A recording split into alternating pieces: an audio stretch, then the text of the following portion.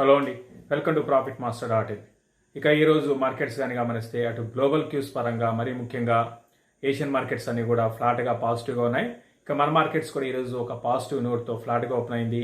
తర్వాత అక్కడి నుంచి ఏమాత్రం కూడా కిందకి అనేది రాకుండా డే అంతా కూడా న్యూ హైస్ వైపు వెళ్తూ ఓవరాల్గా డే హైస్ దగ్గర నిఫ్టీ క్లోజ్ అయింది. 16,931 దగ్గర నిఫ్టీ క్లోజ్ అయింది. మరోవైపు బ్యాంక్ నిఫ్టీ కూడా డే హైస్ దగ్గరే క్లోజ్ అయింది.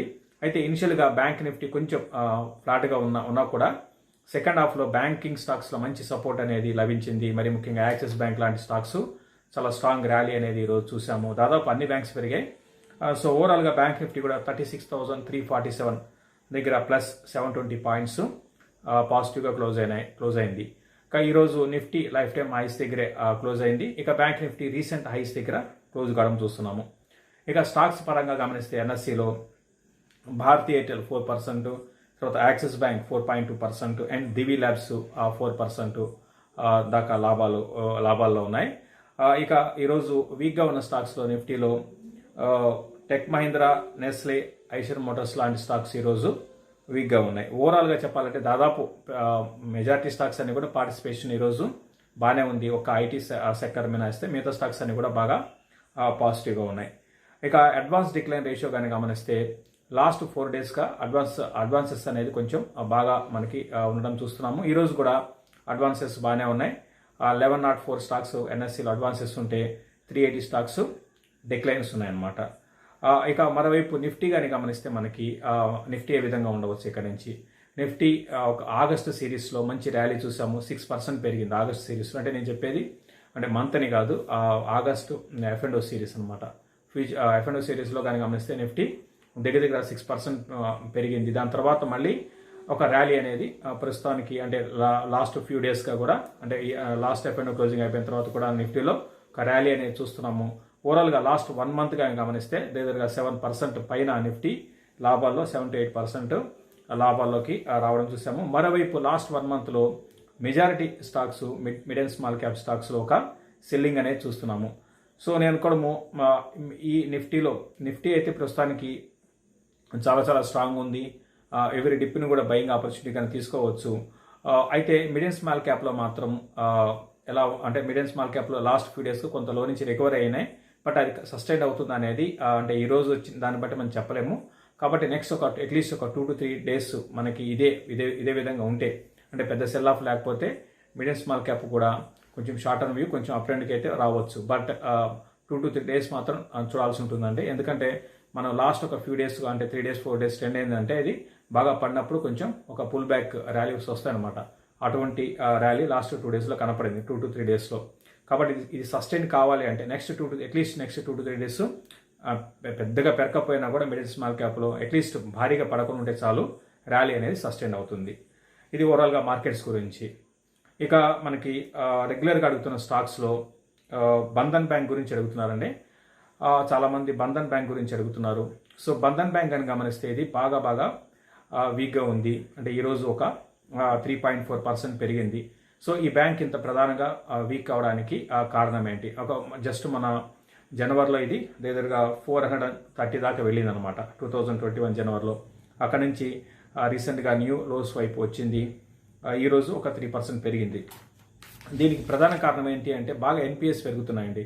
సో ఎన్పిఎస్ పెరగడానికి కూడా కారణం ఏంటి అంటే వీళ్ళు మెయిన్గా ఏంటంటే ఈస్టర్న్ స్టేట్స్లో వీళ్ళకి బాగా స్ట్రాంగ్ హోల్డ్ అంటే బిజినెస్ అంతా కూడా ఈస్టర్న్ స్టేట్స్ అంటే వెస్ట్ బెంగాల్, ఒడిషా ఇటువంటి స్టేట్స్లో వీళ్ళకి బాగా బిజినెస్ ఉంది. అయితే వీళ్ళు మెయిన్ బిజినెస్ ఏంటంటే మైక్రో ఫైనాన్స్ అంటే ఎవరైతే బీపీఎల్ బిలో పవర్టీ లైన్ ఉన్నారో వాళ్ళకి చిన్న మొత్తాల్లో వాళ్ళకి డబ్బులు అనేది వీళ్ళు ఇవ్వడం జరుగుతుంది. తద్వారా సో అది వీళ్ళ మెయిన్ బిజినెస్. అయితే ఈ కోవిడ్ కారణంగా ఈ ఎన్పిఎస్ అనేది బాగా ఎక్కువైనాయి.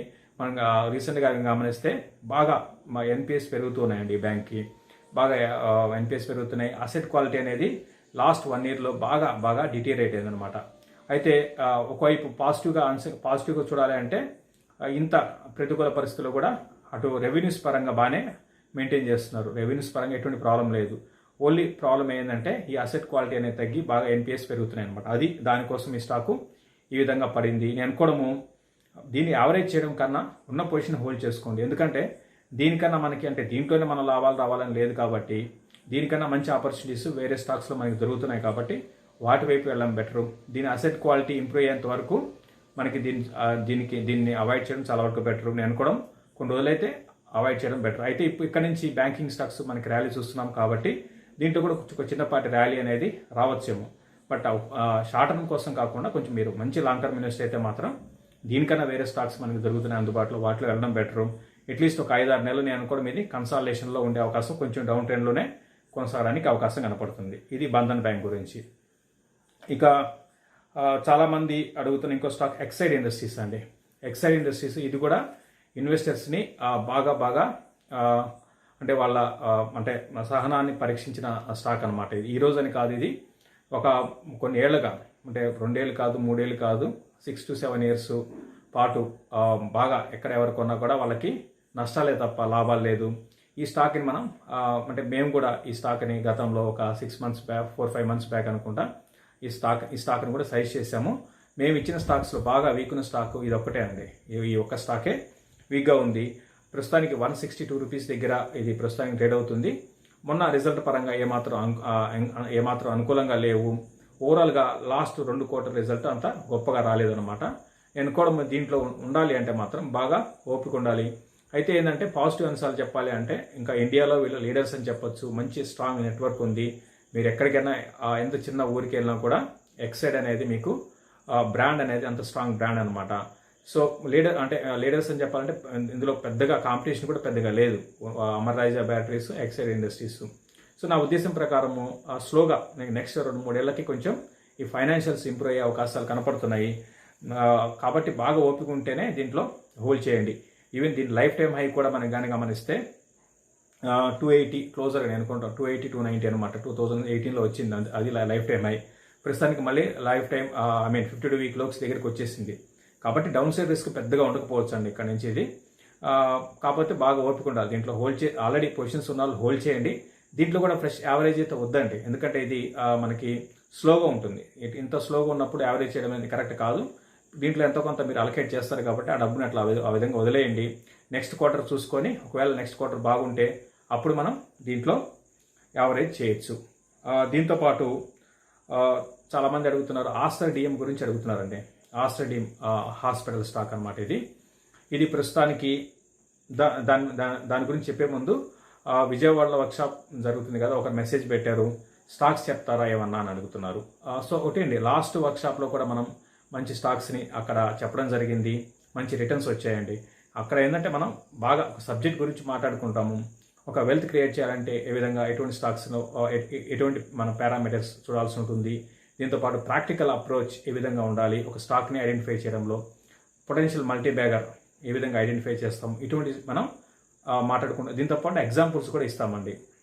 ఒక స్టాక్ని ఎందుకు మనం సెలెక్ట్ చేసుకున్నాము, దానికి ఫండమెంటల్ అనాలిసిస్ ఏ విధంగా ఉంటుంది, ప్రాక్టికల్ అప్రోచ్ ఏ విధంగా ఉంటుంది, ఇవన్నీ కూడా ఉంటాయి. దీంతోపాటు రేషియోస్ ఉంటాయి, ఇవన్నీ కూడా ఉంటాయండి. కాబట్టి ఖచ్చితంగా మీకు అంటే మనం గతంలో చాలా స్టాక్స్ మల్టీ బ్యాగర్ లాంటి అంటే ఆల్రెడీ మనం చెప్పిన స్టాక్స్ చాలా మల్టీ బ్యాగర్స్ అయినాయి. ఇప్పుడు ఎక్సైడ్ లాంటివి కొన్ని ఫెయిల్ అయినాయి.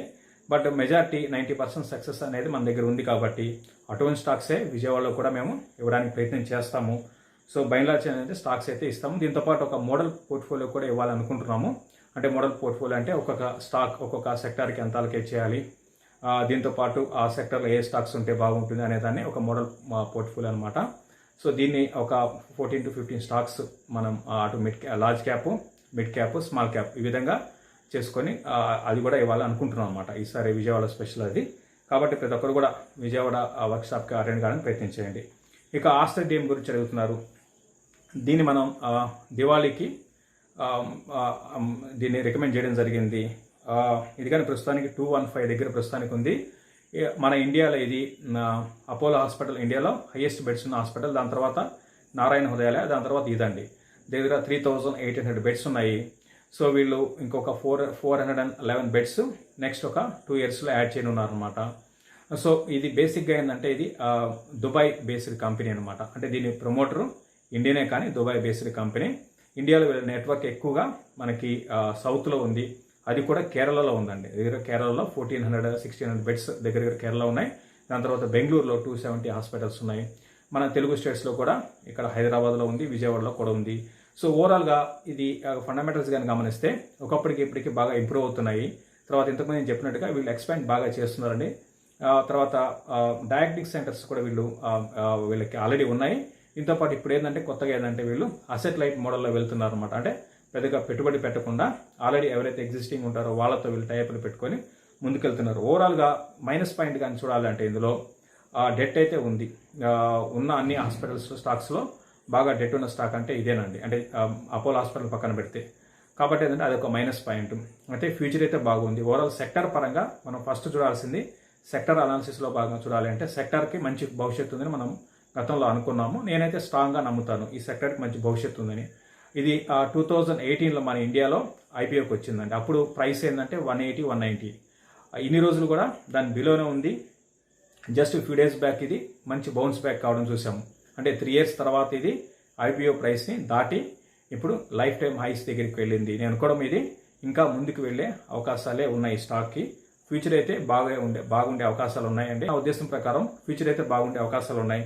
ఆల్రెడీ ఇన్వెస్ట్ చేసిన వాళ్ళు హోల్డ్ చేసుకోమని చెప్తాను. ఇంకా ఇన్వెస్ట్ చేయాలనుకుంటే మాత్రం మంచి కరెక్షన్స్లోనే ఇన్వెస్ట్ చేయండి. అయితే ఒకటి గమనించండి, మీ ఉద్దేశము 3 to 4 years అండి. ఎప్పుడు కూడా మల్టీ బ్యాగర్ ఎంజాయ్ చేయాలి అంటే చాలామంది అనుకోవచ్చు 3 to 4 years అనేది ఒక పదం అయిపోయింది అందరికీ అనుకుంటుంటారు కొంతమంది. సో దానికి రీజన్ ఏంటంటే ఒకసారి స్టాక్ మార్కెట్లో ఇప్పుడు ఈ బుల్ మార్కెట్లో సపోజ్ కొంచెం లిక్విడిటీ తగ్గి ఆగిపోయింది అనుకోండి, మళ్ళీ స్టాక్స్ అన్నీ ఇప్పుడు ఏ విధంగా పెరిగాయో ఆ విధంగా అన్ని కిందకి వెళ్ళిపోయి మళ్ళీ 1 year 2 years మిమ్మల్ని సతాయిస్తాయి. సో ఆ టైంలో ఏమవుతుందంటే ఫ్రస్ట్రేషన్లో మనం స్టాక్ నుంచి ఎగ్జిట్ అయిపోతాం. సో అప్పుడు అది పెరగడం స్టార్ట్ అవుతుంది. అందుకని ఏంటంటే మీరు స్టాక్ అనుకుంటే ఒక మంచి ఇన్వెస్టర్ అయితే ఎప్పుడు ఏం చేస్తారంటే మంచి స్టాక్ని సెలెక్ట్ చేసుకుంటారు. కొని ఒక అట్లీస్ట్ 3 to 4 years ఉంటే మనకి మంచి దాంట్లో అటు మల్టీ బ్యాగర్ని ఎంజాయ్ చేయగలుగుతాం. అంటే ఏదో ఒక 20%, 30% ఎగ్జిట్ కాకుండా కొన్ని స్టాక్ని వదిలేయాలి. అన్ని స్టాక్స్లో ఇట్లా కాదు. కొన్ని స్టాక్స్లో మాత్రం మనం కంప్లీట్గా వదిలేయాల్సి ఉంటుంది. కొన్ని స్టాక్స్లో మాత్రం మిడిల్ స్మాల్ క్యాప్లో రీసెంట్గా మనం చూస్తున్నాం చాలా అన్నీ పెరుగుతున్నాయి. అవన్నీ కూడా నిజంగా ఫండమెంటల్స్ని పెరగలేదు. వాటిలో మాత్రం ఎప్పటికప్పుడు ప్రాఫిట్స్ని బుక్ చేసుకోవాలి. లేకపోతే మనం ఇంకా మన జీవితంలో ఆ రేట్ రావండి, ఒక రాంగ్ స్టెప్ వేస్తే. సో ఇటువంటి స్టాక్స్లో మాత్రం మీకు అటువంటి భయాలు అవసరం లేదు. మీరు లాంగ్ టర్మ్కి ఈ స్టాక్లో ఇన్వెస్ట్ చేసి 4 to 5 years, 3 to 4 years at least hold చేస్తే మంచి రిటర్న్స్ రావచ్చండి. ఇది క్లోజింగ్ రిపోర్ట్. ఇంకా రేపు మార్నింగ్ మార్కెట్లో కలుద్దాం. చూస్తున్న ప్రతి ఒక్కరు కూడా షేర్ చేయండి, అదేవిధంగా లైక్ చేయమని చెప్తాను. థ్యాంక్ యూ అండి. స్టాక్ మార్కెట్ ఆల నుంచి ఆల్గో ట్రేడింగ్ వరకు అన్నింటికీ ఏకైక వేదిక profitmaster.in. Please like, subscribe and share our videos.